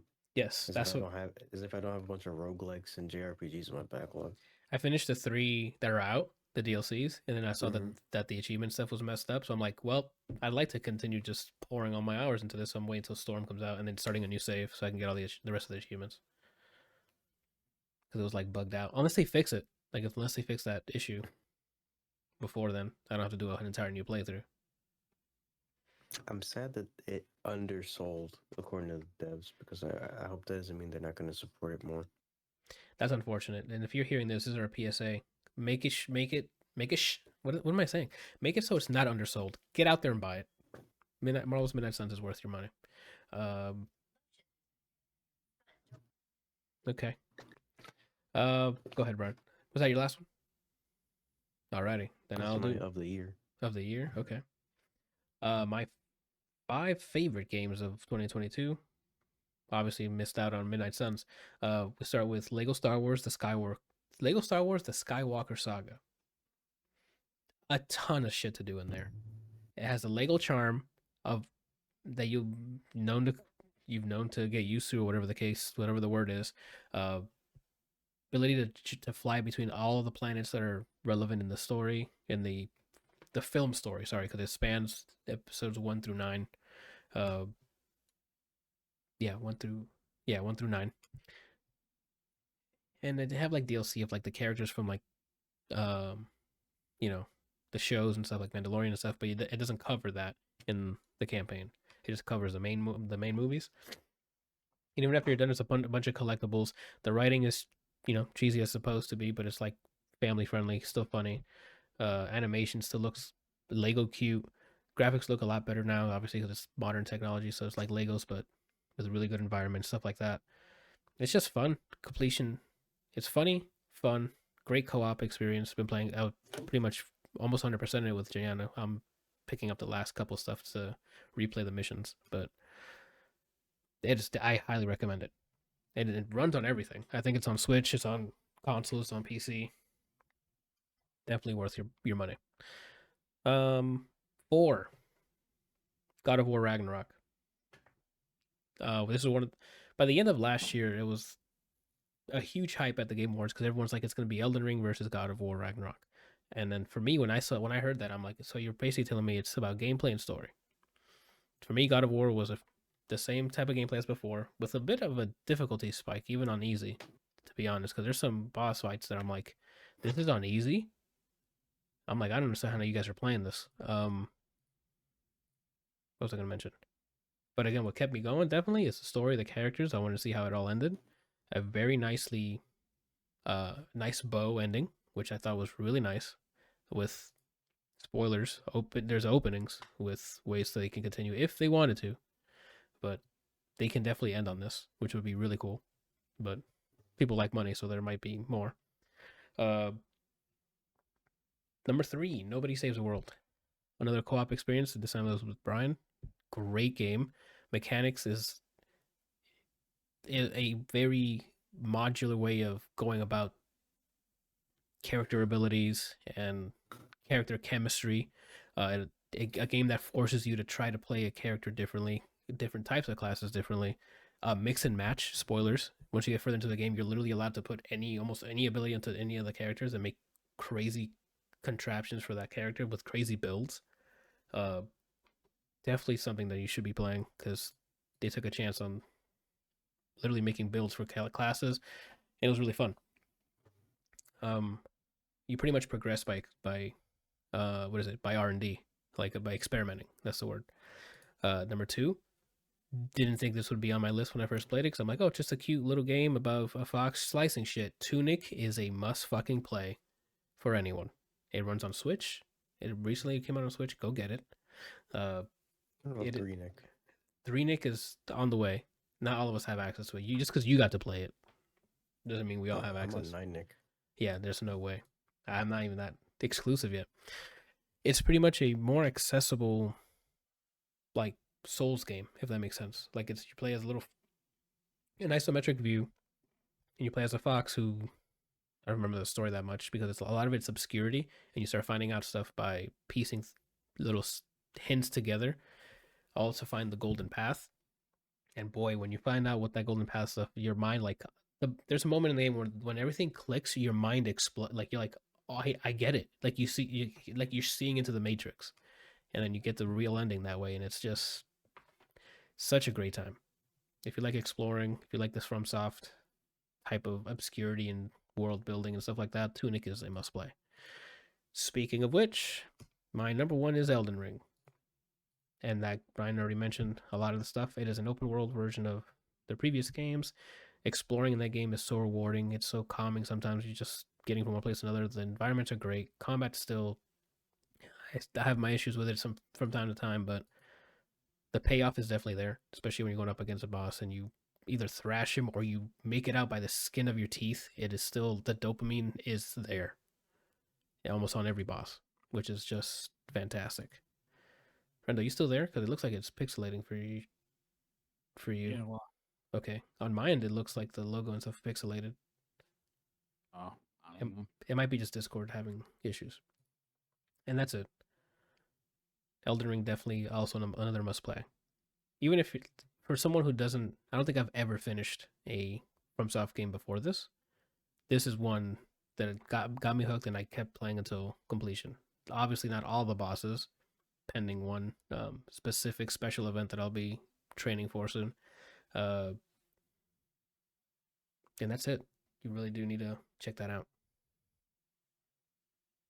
That was our favorite 5 favorite games with the different categories. Last but not least, we have our favorite movies or slash TV shows. Because this is the first time we add TV shows on its own for in the section. So Randall, now I need to ask you, what do you have filled out for this? Because I have favorite movies, favorite TV shows, and then favorite actors and actresses. I have favorite TV shows, top 5 TV shows, and top 5 movies. Okay, okay, that's cool. You just have to sit back for the actors one. But let's start with TV shows. I mean, I can while You you have guys are going, I can come up with some. I already have like in my mind at least like top 3. for So I can 2020, but not actors of all time. I'm talking about like from their performances of last year. uh yeah, I think I can still cover that. Okay, then yeah, we can. We still have other. Me and Brian could probably. Well, then if you want, go first on your 5 favorite TV shows, and once you go, me and Brian can buy you some time. Um okay, so TV shows wasn't really spectacular for me this year. Okay. I just had to pick based on what I saw. I'm not a huge television person, so usually the stuff that I do watch is either recommended to me or is recommended to me. Oh, So that's right. Those are the two options. So yeah, so Terminal List with Chris Pratt, oh, okay. I think I've seen. military movie. I mean, see, I'm already saying Yeah, it's not a movie. this man can't wait to get to his movie list. Yeah, it's a TV show, military TV show. Okay. And basically, it was interesting because Chris Pratt plays like a more serious role. A lot of stuff that at least that I've seen him in the past, he has a comedic side. There was no comedic side whatsoever in this entire show of him ever. He was. Everything was 100% serious. Oh, Um, so it was interesting to see that side of him and see him pull it off. It was very convincing. Um, hmm. I think it was good. It was oh. huh? No, I'm just nodding. Did I make Oh, a sound? Oh, yeah, my you bad. did. Mm-hmm. That's the second time. Randall once caught me making a face, and I didn't even notice I made a face. Yeah. And now I'm making Uh, sounds that I don't know I'm making. I think I'm being possessed. Happens. yeesh. Okay, so the next show is Reacher, which is based off of the movie character Jack Reacher. Oh, the Tom Cruise movie? Yep, the Tom Cruise character. Except for this dude is portrayed by man. Hold up, give me 1 second. I'll look it up real quick. I don't know his name, but I think it's the same dude who's in Titans, His the name TV is show. Alan Richson. Okay, that might be the same guy. Dude is huge, man. Like he's like a really big dude. Actually, Like bodybuilder huge, or like in the show, yeah, he's Jack, Oddly long or but what? it doesn't say height. Let me put in height. He's probably like a 6 foot something, and then weighing 200 something pounds of pure muscle or something. That's insane. Why, whenever you try to look for something, it just makes it difficult? Just tell me the height. Because he paid the internet to make sure no one knows his height until you see him in person. Is Reacher in real life? Oh wow, not as tall as I thought he was. He's only an inch taller than me. Whoa. Six- You're sitting okay, down? that's some camera work, man. Because he's like towering over everybody in that show. It could be. everyone else is short. Yeah, it could be everyone is short then. I guess I don't know. You're also Only you're. to your kneecap. Yeah, I was about to say you're also tall, Randall. Like I don't consider 6'1" tall. I what? consider it. Nah, I think anything that's over like when you start getting into like 6'4", 6'5", 6'6", then I think that's tall. There's You no piece way. of shit. No, I don't think so. Yeah, I'm on Brian. That's a piece of shit statement. What the hell? What do 6 you feet? mean? 6 foot is tall. There's no way because I'm considered short. And I'm 5'6". You tell me another I don't 6 know. inches is not tall? I don't know. Okay, look, I don't know what is considered the official short, medium height. I'm just telling you from my perspective and the people that I've been around. That's not tall because to me, because I know a lot of people that are taller than me. I mean, they're not significantly taller than me, but they're taller than me. Like for example, Cedric's son CJ, he's taller than me. Um, I'm taller than you. and most like okay, if I was to go to the NBA, I would be considered short. Yeah, but that's NBA. That's not common. But I'm saying like when I was growing up and I was in high school, I was around a lot of athletes. So and I played ball too. So that's why I guess maybe that's why I'm saying that. I don't know. I didn't see you in Space Jam. That's true. But Average. anyway, so this dude, I think he's a really good actor. I think he pulled off the role. He was, in my opinion, man, this is kind of I don't know if I can say this. Should I say this? All right, ready I for this? almost feel like I would rather see him play Jack Reacher than Tom Cruise. Oh, really? Because of his build? Does he look more No, menacing? it doesn't really have any. Well, I could be lying because maybe indirectly I might not know it in the back of my mind. It might have some influence on it. Is it But because Tom Cruise looks friendly? Yeah, that could be it. I don't know. Is Tom Cruise friendly? Let me see. And an He looks update friendly. on okay, I just went to some random site called tallsome.com and they're Yeah. saying if you are 5'10 or taller, you are considered taller than average in North America. So I mean that's 6 foot, fam. You're tall. Okay. All right. Go Whatever. ahead. Freak. That's a good question, man. I don't know if is Tom Cruise intimidating. He looks friendly to me. I don't know. I'm just thinking of all the movies that I'm seeing him in, and I'm trying to figure out has there ever been a role or a scene where I was like, man, this dude looks menacing. At worst, stern. Oh, Collateral. Nah, I mean, he's I'm got a going. I'm going with Brian on that one. Yeah, like Stern in Collateral with Jamie Foxx. yeah, he has a menacing look, but it's not like aggressive. It's like he always has the upper hand look. Like it's Yeah, I don't know. I guess that would be the most intimidating role that I've ever seen him in. I don't know. Maybe it has something to do with that, but I wasn't thinking that when I said what. I have the answer. It's Tropic Thunder. No, heck no. What do you I mean was if the entire time. you say that because you're not the one being yelled at, Randall? That I man was looked. man, my stomach was hurting so bad from that scene. Diarrhea. Yeah.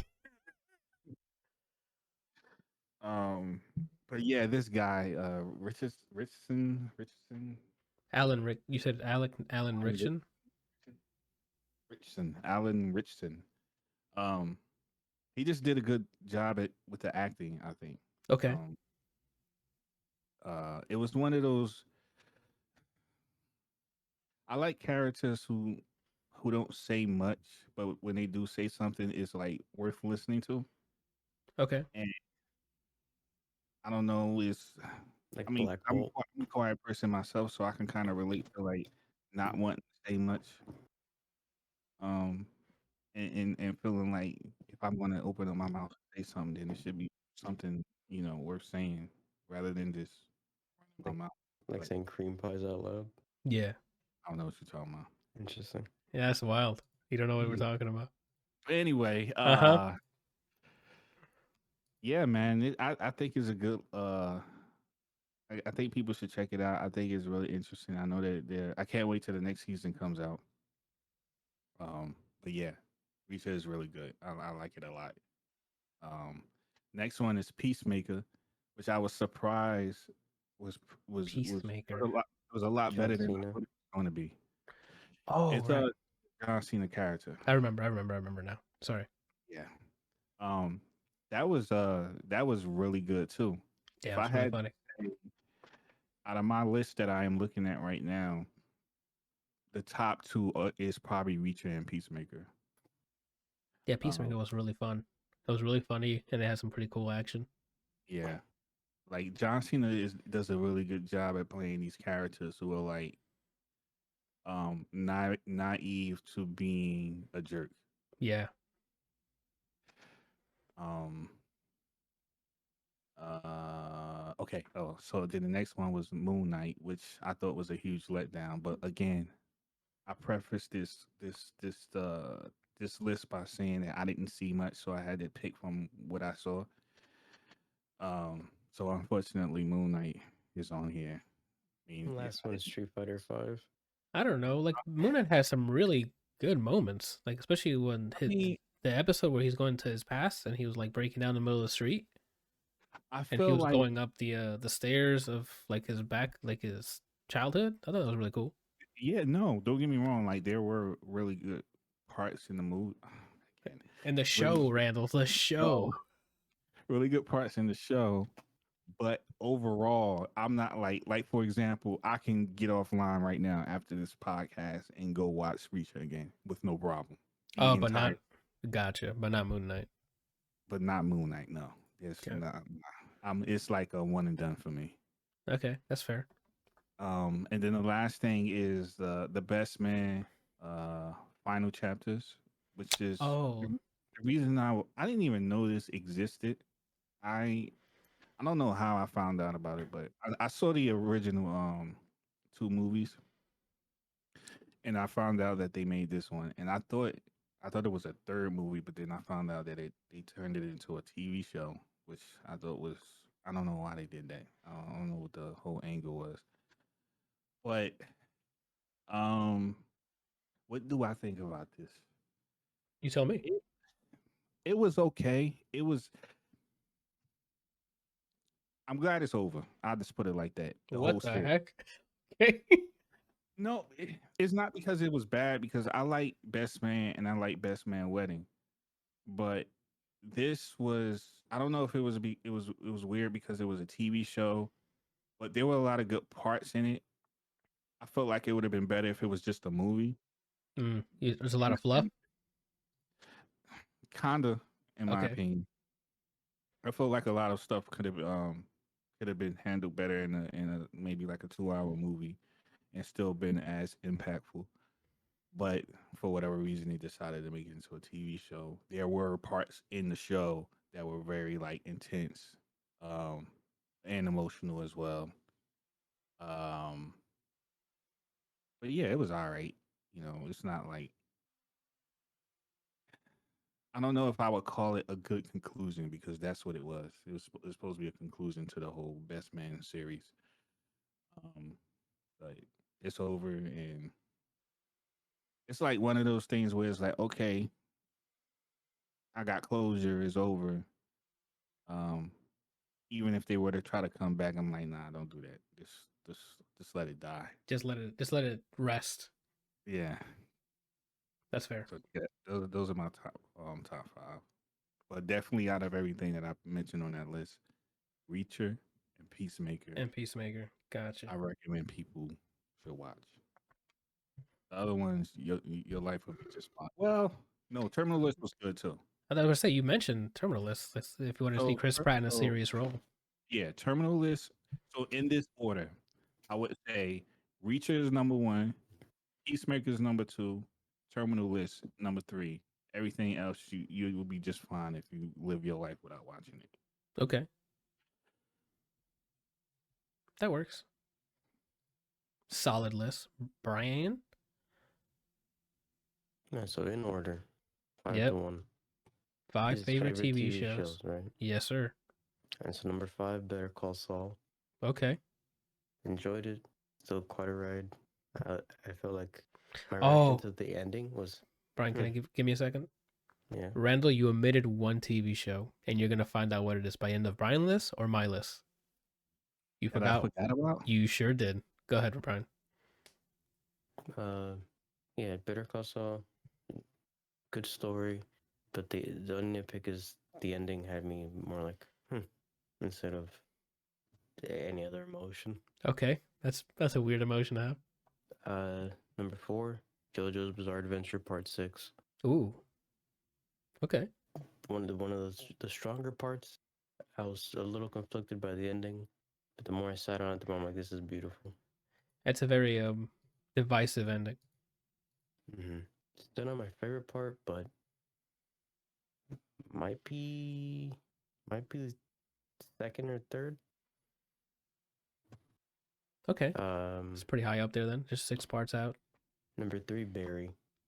What a fucking season. Season 3. Did season 3 air last year? Yep. Okay. If you haven't started watching Barry, Yeah, you're watch it, see missing Bill out. Hader in a new light. Yeah, Barry is absolutely phenomenal. Great shit. That season is up there for me. Was not expecting the way it ended. Number 2, The Patient.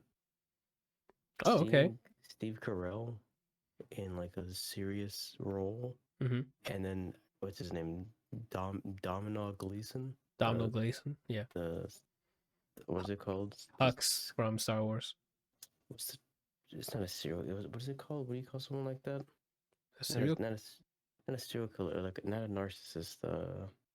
Like a psychopath. I don't. There's another word that's similar to psychopath that fits him. A sociopath. Yeah. Okay. Seeing like him play a sociopath, and then seeing him interact with a non-elephant or a non-yelling Steve Carell. Very interesting. I thoroughly enjoyed it. Another one was like the ending was like, yeah, but a little more impact than Better Call Saul. And the number 1 for me is actually Tokyo Vice.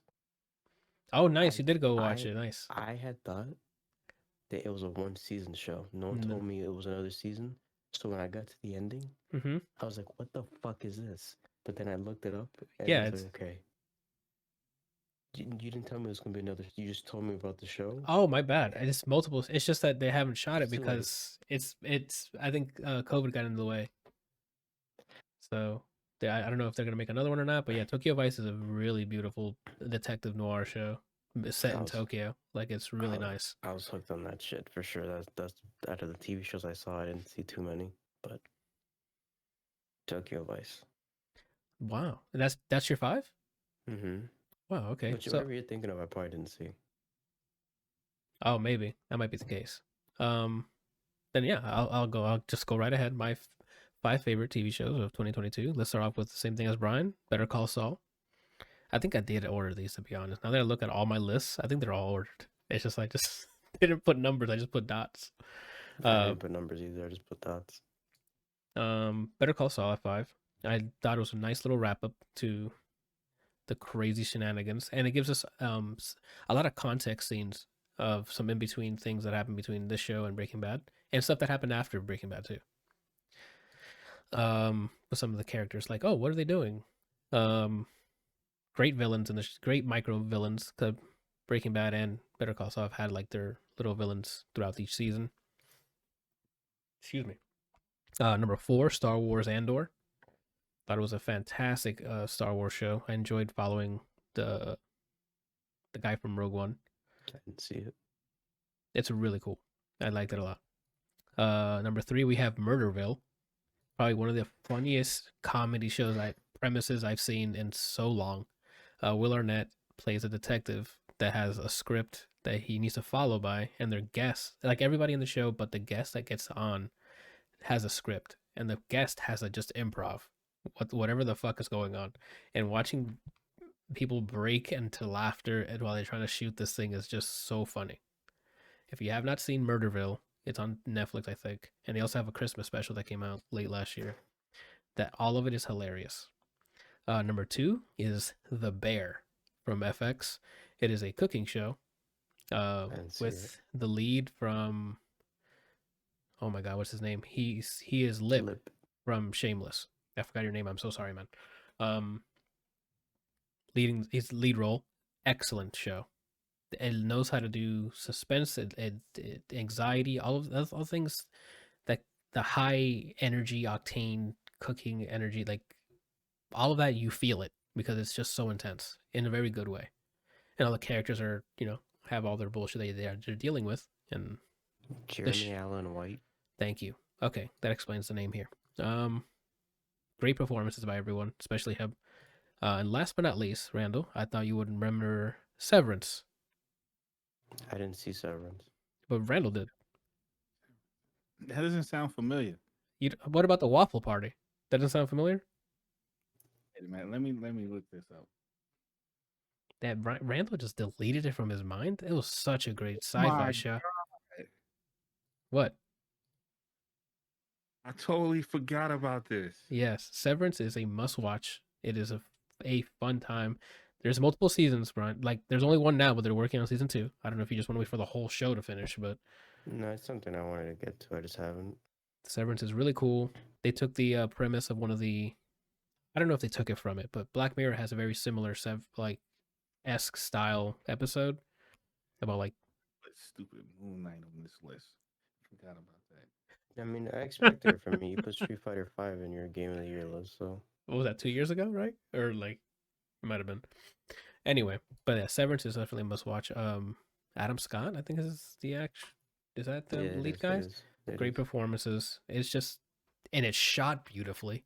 It's great cinematography. Music or soundtrack is also pretty cool. Performances are awesome. Good show. Yes, Severance is definitely one of them. Go watch it. And that's my 5 favorite TV shows. Randall, do you have the actors and actresses, or do you want to wait till the movies are done? Man, I was so engulfed in what you guys were talking about. I totally forgot.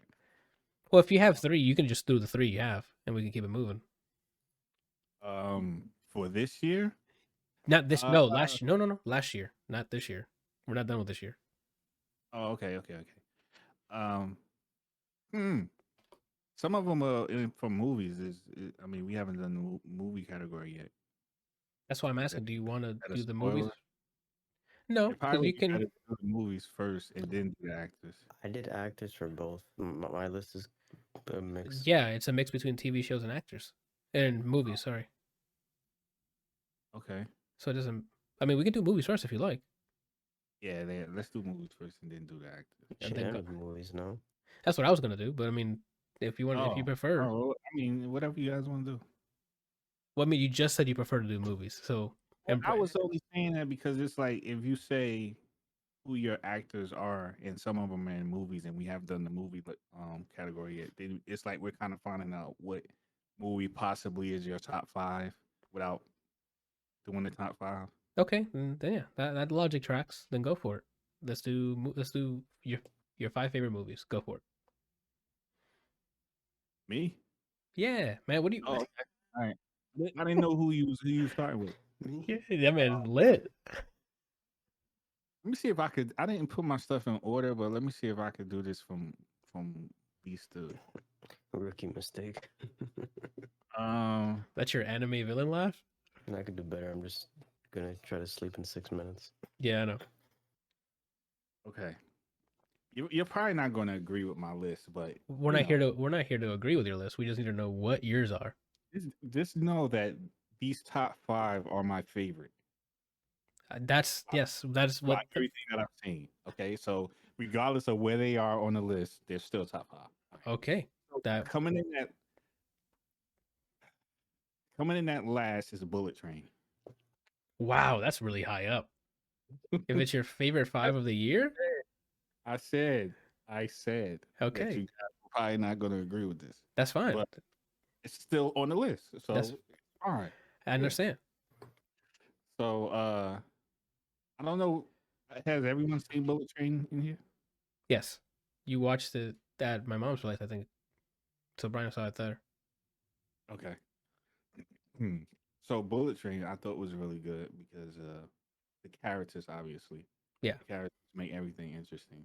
Everyone has like their own story and their own perspective, and the way it's shot is like you think you know something happened, but it didn't really happen, or maybe it did happen, and some people you thought was dead, they really didn't die. Spoilers, dude. You wake up and they thought someone else wasn't dead. They are dead. And if you're trying not to make it spoilers, the second they say this move, they're gonna be like, "I think I know what he's talking about." Yeah, man, it was a good ride. It was a good ride. Okay, a ride on the Bullet Train. Yeah. Okay, it's clever. I like that. Next is Puss in Boots. Ooh, good pick. I haven't seen it, so I'm not gonna say anything about that except for like the story is really good, the animation is really good, the art style is really good. And great performances, vocal performances. Yeah, I think that the thing that I loved the most about it was the voice performances. Was the puss. What's the puss? Is what you're asking? I said was the. I finished his sentence for him. Uh, Was the um, puss in boots? so Where's my wrench? 2, 3, 4. Okay. All right. So in the dead middle, it's Prey. Oh, the Hulu show, the Hulu movie, the Predator prequel or whatever. Oh, I'm a Predator fan. I like Predator. So where some people may have given up on Predator because the last few movies were like kind of crappy, Mm-hmm. I still gave it a chance, and it ended up being one of the better ones because it was Mm-hmm. shot in such a way that it honored the old style, and it went back to like, I guess, um, Like the I mean, hunt, like it was a very hunter versus hunter kind of thing. Where the yeah, latest ones have been very like action packed. yeah, yeah. This one was more grounded, in my opinion. Yeah, I can see that. Um, coming in at number 2, Okay, what? we heard like a bait, like you went like I don't know if No, you burped or something. no, just clear my voice. Okay, Coming in at number 2 is me. was that who? Was that you did the drums? Brian did the drums. Okay, you said the menu. Got it. Yeah. I haven't seen Brian, it. have you seen the menu? No. Okay, I won't say much about that. This movie will surprise you at every turn. I've come to feature, so I doubt it. Got him. I don't know, man. It's like sometimes you can see things coming and it is what you think it is, but it's still like impactful. Like something could be set up and it's like, okay, I know what's getting ready to happen, but when you see it, it still hits you really hard. So that's what this show does a lot. The show or the movie? Which The one? movie, Randall. All right, movie. This movie does a lot. Okay. And the acting was really good. Um, it was one of those movies, in my opinion, that keeps your attention the entire time because it is so intense. And so this is how you know, without spoiling anything, this is how you know this is a good movie. 95% of the movie took place in one location. Yeah. So there you go. And then coming in at number 1, I can Wait. already know what it is. what do you think it is? Top Gun. How do you know? Randall, come on. Brandon, what did I just tell you I'm from? The future. You're not listening. All right. Ooh. Ooh. So Top Gun is, oh man, I knew it was going to be good. I had no doubt in my mind that it was going to be good, but it was so much more for me because my father took me to go see the first one, Mhm. and my father was also in the service, so I felt like watching this movie is bittersweet because it's such a great movie. But every time I watch it, which I've watched this movie at least like 10 times since it's been out on digital, So he's and got every that. time huh? So I mean, so because you got that, you got that digital comic. Go ahead. Yeah, ever since every time I watch it, I always think about like, man, my father would have loved this movie, and Especially if you like the first one. what it bothers me so bad because it's like this movie was delayed because of COVID. Well, it was And delayed. Let's not. It wasn't delayed because of COVID. It was delayed because the people who were the the the the film producers, whatever, wanted to make more cash. They could have released it earlier. okay, yeah, well, I mean, they wanted it to be in theaters. Correct. So that what held it up was not COVID. The movie was done and ready way before it released on theaters. But what bothered me about it is that because of that delay, my father, if it wasn't for that delay, he could like we could have seen it together. Like, That's true. he could have seen it, but because of the delay, he passed away before it came out. Well, I mean, So depending on what you believe in, he probably saw it there with you in ghost form. like the hand on the shoulder kind of thing, watching it. But it was it was a great movie, man. It was they say Tom Cruise is the last real action star, I and mean, by 2 miles, he's still doing his own ridiculous stunts. yeah, yeah, and the fact that those shots were all inside fighter planes, like they were really in fighter planes doing all those maneuvers, is like incredible. He goes big, man. Yeah, definitely. So I mean, I don't know who on planet Earth has not seen Top Gun Maverick, but if you haven't, Definitely go check it out. because it's a really good movie. What happened, bro? My first response was Stevie Wonder. Oh, that's true. Wow, what is wrong with you? We might have heard it, right? Dude.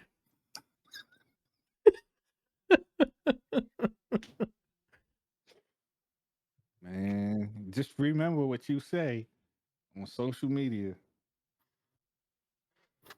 That's how you get subs. What are you talking about?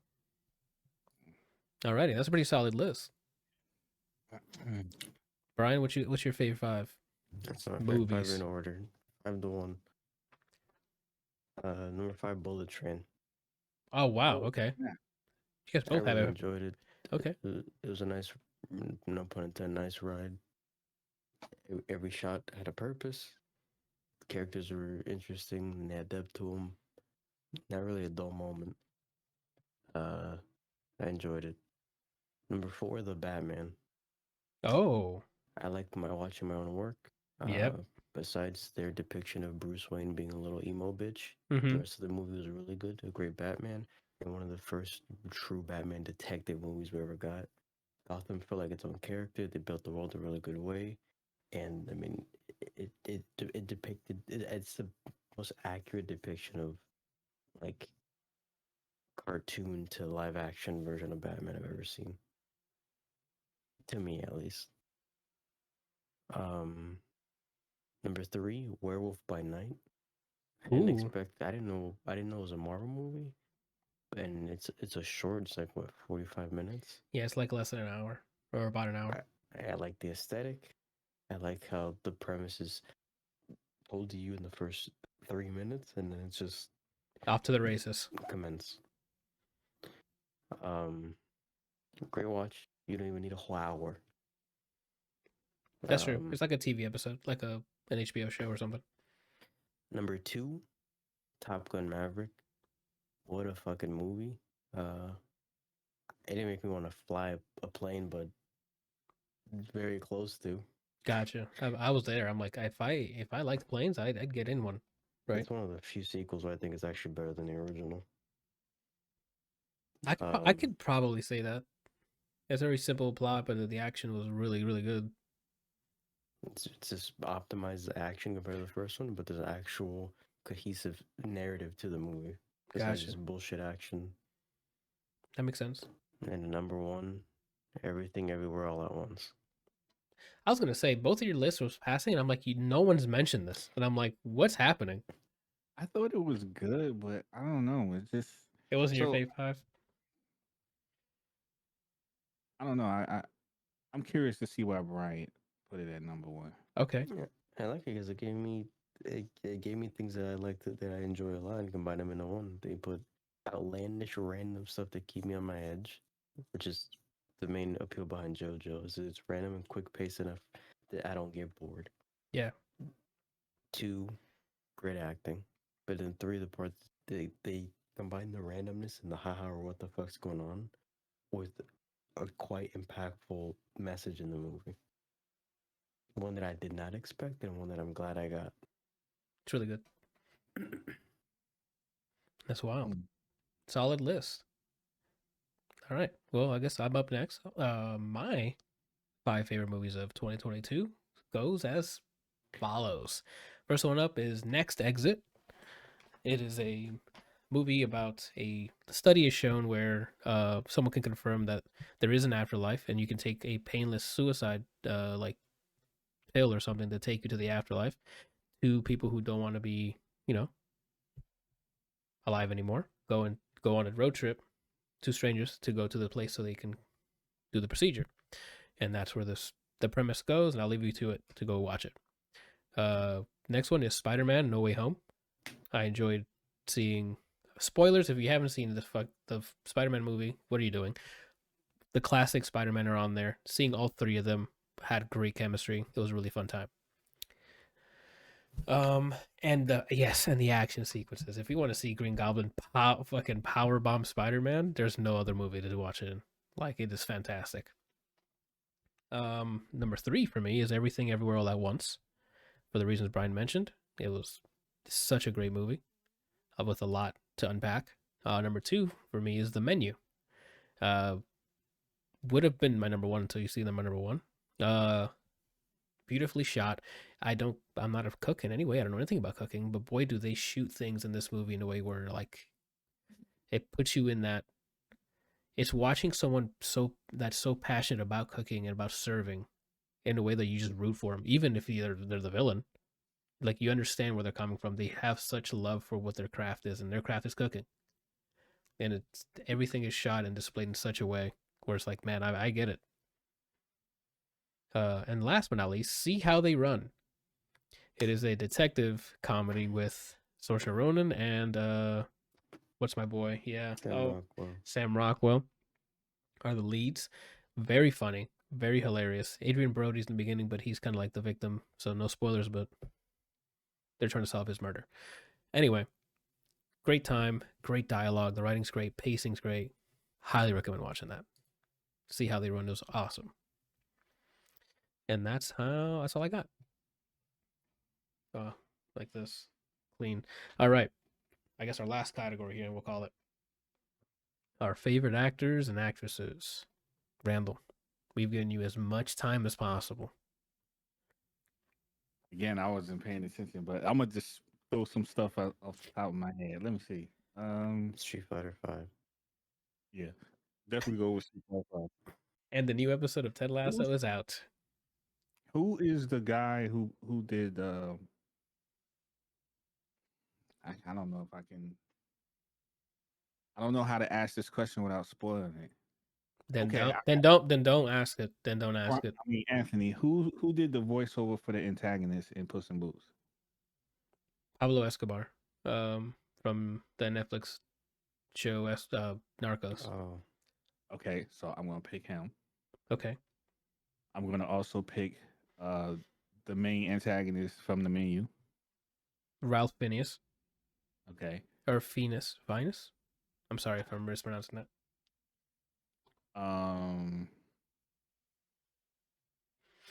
I am going to pick. Forget his man. I'm just forgetting everybody's name. Yeah, man. Who played Riddler in the Batman? Paul Dano. That's 3. Wait, Paul Dano. Okay, yeah, that's correct. This man is thinking. Come on, if that's all you got, that's all you got. Yeah. I'm not gonna force it. That's what I got. You don't want to just name names because you need names, right? If those are the ones that come to mind, those are the ones that come to mind. Yeah. Alrighty. I mean, that's a solid list. Brian, what's your fave 5? Actors or actresses? In order, 5 to 1. Number 5, Domhnall Gleeson from The Patient. Okay. Clean with it. Number 4, Ansel Elgort from Tokyo Vice. Okay. Number 3, I don't know how to pronounce his name completely, but it's Ki Hui Kwan, the guy who plays the husband in the husband in every. Yeah, the husband in. What was his name in the movie? Husband. Husband number 1. Mm-hmm. Starring. Oh my gosh! Give me a sec. Everything's taking forever to load now. He played Waymond. Mm-hmm. Go for it. Number 2, Paul Dano as Riddler. Oh, okay. Number 1, Angela Bassett as Black Panther Mama. I forgot her name. That was last year? I thought that was earlier this Yes. year. Nope, last I'm year. wild with it. Nice. Wow. That's a really good choice. Yeah, you. Dropping the ball.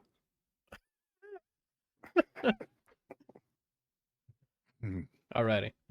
Then last but not least, here we got my 5 fave actors and actresses. We have number 5, Saoirse Ronan, for her comedic timing and excellent delivery to see how they run. Tony Dalton, great accent. Tony Dalton from Better Call Saul. He was the Hispanic. He was Mr. Mustache with a big, beautiful smile. Where he. Yeah. The intimidating guy. Yeah. Mm-hmm. I forgot the character he played, and I'm sorry. Not Nacho. Not Nacho. I forgot who he played. While you're thinking of that, Will Arnett for the great comedic just comedy for Murderville. Jeremy Allen White for his performance on The Bear, and Ralph Fiennes. Fiennes. I'm so sorry, man. I don't know how to pronounce your last name. Ralph, from The Menu. Damn, Brian's going through it. He's not gonna be able to sleep now. I keep seeing him smile at me. Yeah, that he has such a good smile. Like he's the one with, like, if he's smiling at you, he's probably gonna kill you. And that's the most horrifying thing. I mean, I can look it up, Brian. Like, I'm gonna have to look it up quickly. You look it up and you give me a hint. All right. Only one? And I get 3 chances, and then you tell me. Like last name, first name, or whatever hint you want to give me. I'm gonna guess his Oh my god, how did I forget this name? His last name is Salamanca. I know that part. That didn't help me in any way. Okay, well, his first name starts with the letter L. Keep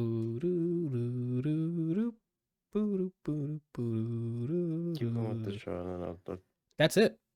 I'm just gonna outro now. Keep going with the show. We ran through all the lists. That was our favorite stuff from 2022. It's a good thing we did it 4 months after. It won't be like that next time. An L? Yeah. It's not Luca. No. But also fantastic film. If you guys haven't seen Luca, great family film. Really funny. Lalo. Good job. It took him a bit. I think the Luca was... Where'd he go? He just leaves? Okay. I guess that was his mic drop. Yeah, his mic drop. It was Lalo. Imagine him just throwing his mic arm across the room after he gets it right. I was actually afraid because I thought he was going to get up and not have pants on again. Yeah, and I'm going to have to blur it. All right. Pants on. Nice. All right. Well, that is it. People, I hope you guys enjoyed. I mean, I thought it was going to be a small, shorter episode, but we're here with 2 hours as normal. Thank you guys for listening. We'll be back. Ooh, I don't know if it's going to be next week yet. I guess we'll try. We'll shoot for recording next week. Yeah, we'll shoot for that. We'll see what happens. See you then.